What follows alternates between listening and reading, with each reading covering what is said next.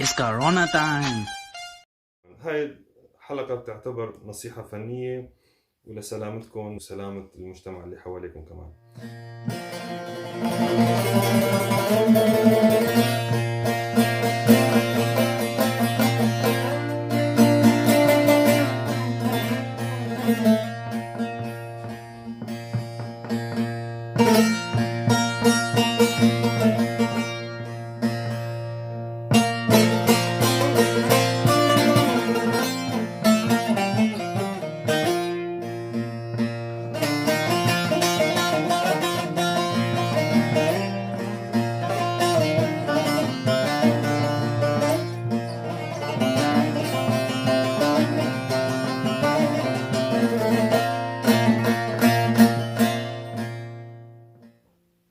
السلام عليكم جميع أصدقائي وأحبابي. بجوز مستغربين ليش حاط الكمامة. طبعا أنا كمان يعني صراحة ما كنت حاب أحط الكمامة، بس هذا رمز إنه عنوان اليوم راح يكون عن النظافة وعن مرض الكورونا للأسف اللي انتشر بآخر فترة. خلونا نشيله. أصدقائي، مثل ما عم بتشوفوا وعم بتعيشوا الأجواء هلا، يعني للأسف يعني صار شيء فظيع الكورونا. Hey, it's Corona time right now. يعني الشيء كان مثل المزح، يعني مثل لما أول شي بلش كنا نقول يلا صايرة بالصين يعني ما علينا، فهلا وصل لعنا كمان ووصل حتى للدول العربية. أكيد حرصا وللوقاية اليوم راح ننظف الآلة ورح نعقمها. بجوز مثلا بيكون جاي لعندي ضيف عازف عليها، أو مثلا طلعت أنت مشوار مع شي أستاذ أو شي بالقطار كذا. المهم أنه حرصا أنه بدنا ننظف الآلة كمان. واليوم جايب لكم فكرة عن التعقيم، كيف ننظفه. هاد كهول طبعا مو ضروري انه نفسها اللي بألمانيا بإمكانه يجيب نفس هاي الماركة. ما بعرف اذا مبين عليكم. هي هيك بإمكان يكتب بالرابط كمان اسمه. المهم هو عبارة عن مطهر اللي هو مثل سبيرتو كنا نقول عنه، او كحول. المعروف الآلة يعني ما بصير يوصل لمي، يعني ما فينا ننظفه بالمي او بالكلور او بمي الملح او باي شيء من قبيله. لازم يكون حصلا سبيرتو او كحول. بكفي انه بمحرمة وهذا الكحول انه ننظفه. بس كمان في هذا الجهاز كنت موصي عليه من فترة، هذا حتى لتنظيف أوتار الآلة كمان. مثل ما شايفين من الطرفين يعني بيجي مثل القماش بحيث ما يجرحوا للوتر، وهو مشان ما يجرح صدر الآلة. خلونا ننظف مع بعض ونشوف. It's Corona time. Hey, it's Corona time right now. It's Corona time. It's Corona time. ونشوف في نهاية هاي الكورونا. الأرقام بألمانيا صايرة بتخوف. 10,000 مصابين و25 لحد هذا اليوم توفوا. من وين طلعنا هاي الكورونا ما بعرف. شايفين أصدقائي على هذا النحو. It's Corona time. Hey, it's Corona time right now. It's Corona time. It's Corona time. كمان معلومة تانية، كونه هلا يعني أغلب العائلات هلا بتكون قاعدة بحجر الصحي أو ما عم يتخالطوا مع الجروبات أو ما عاد يطلعوا لبرا وين في تجمعات صايرة خطرة، فصوتوا بالبيت. صار عندكم وقت أكتر، وهذا الوقت إذا حابين يعني تملوا فراغكم، بإمكانكم تحسنوا مستوى عزفكم. هاي فرصة وإجت على أجرها. في كتير أصدقائي يعني كلهم كانوا يقولوا نحن بنحب الآلة وبس والله ما عنا وقت وما أدري شو. هاي ما عاد في حجة. هلا صرت أنت بالبيت وقاعد، لا شغلة ولا عملة. يعني هو التنظيف في كل الأحوال منيح، يعني ما بعرف إذا مبينة عليكم ولا لا، بس يعني بتضل في نسبة وسخ. يعني قبل هلا كانت مثلا على العزف المستمر.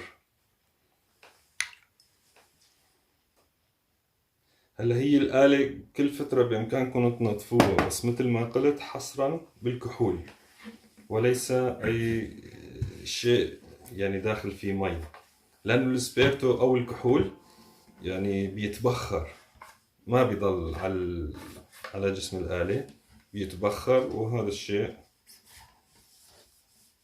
إنه أحسن للآلة مشان ما يصيب هالشيء.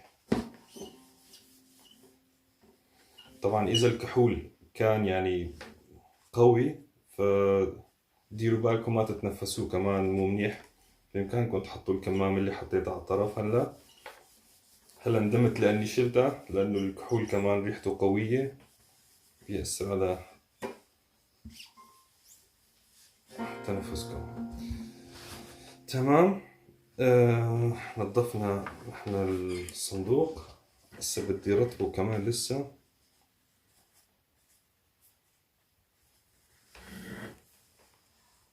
ماني حابب يطول عمر الفيديو، بس يعني انه جباري.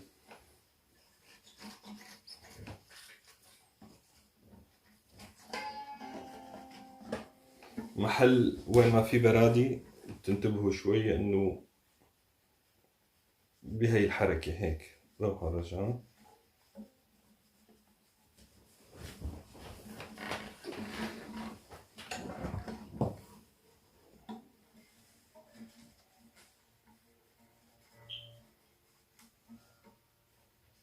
هلا هي الأطراف بقطعة قماش بيمشي حالها أو محرمة، بس ما بين الأوتار شوي صعبة،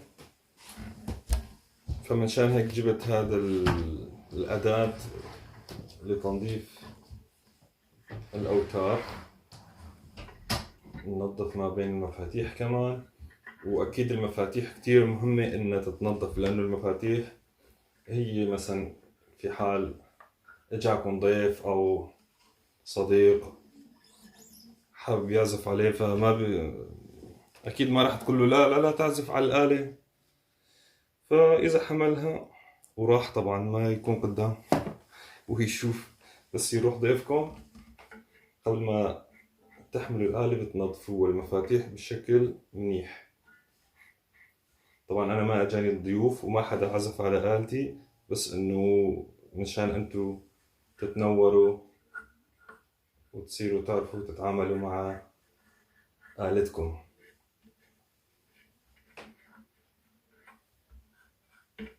طبعا هذا الحكي لكل الآلات، البزق، العود، الساز، الجنبش، أي آلة كانت. التنظيف يعني والتعقيم مثل ما قلنا بالكحول. تمام.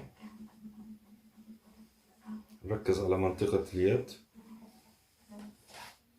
بدي احطها هون.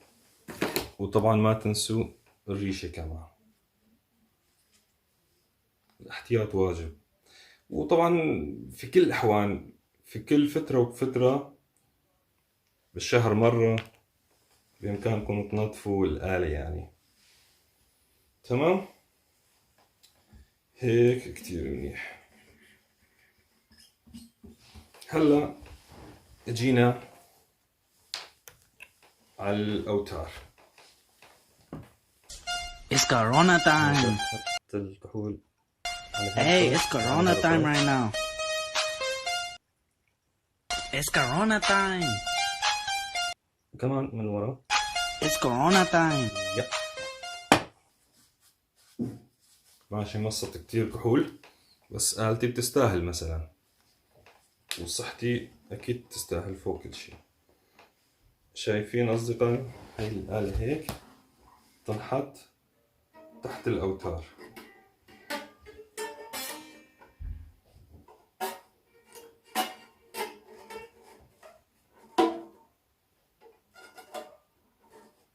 طبعا هي القطعة مخصوصة للجيتار وليس للبزق وهيك، فمنشان هيك شوي يعني صعب، لأنه الأوتار تبع الساز بتكون نازلة، ما بتكون مثل تبعية الجيتار عالية. فالمهم انتو بقماشة كمان بإمكانكم تشتغلوها، يعني ما ضروري إنه تكون حصرا هي القطعة. شايفين أصدقائي؟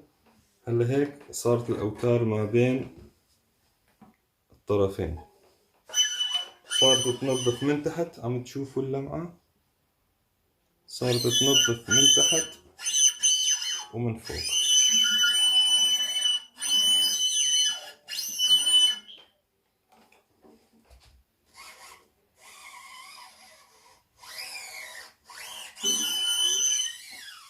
على هذا النحو من الأول للأخير. احذروا احذروا المي أو أي مادة داخل فيها المي، لأنه الأوتار رح تتزنجر، رح تتصدى، تتزنجر. المهم أصدقائي هيك بكون نظفنا الأوتار كمان.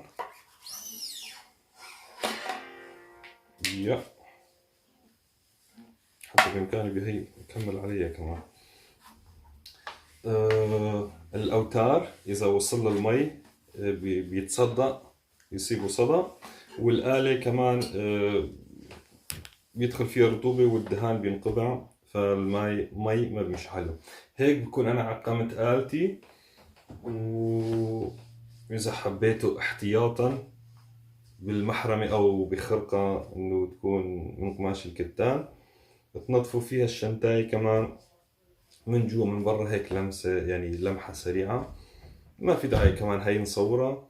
وصلتكم الفكرة، بتمنى لكم الصحة، وبتمنى لكم أكيد إنه مرض الكورونا ما يزوركم، وما يعني حسبي الله ونعم الوكيل. عن جد يعني بعجز عن قول شو لازم أوصف ولا كيف بدي أقول.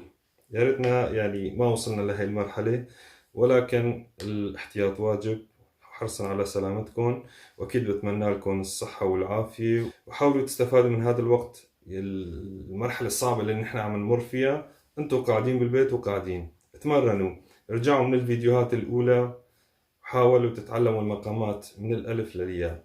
تمام أصدقائي؟ بالقناة في مجموعات للساز، للبزق، للبغلمة، باللغتين العربية والكردية، وحتى في نصائح فنية كمان. هاي الحلقة بتعتبر نصيحة فنية، ولسلامتكم ولسلامة الآلة كمان، وسلامة المجتمع اللي حواليكم كمان. حسبي الله ونعم الوكيل. دمتم بأمان الله أصدقائي.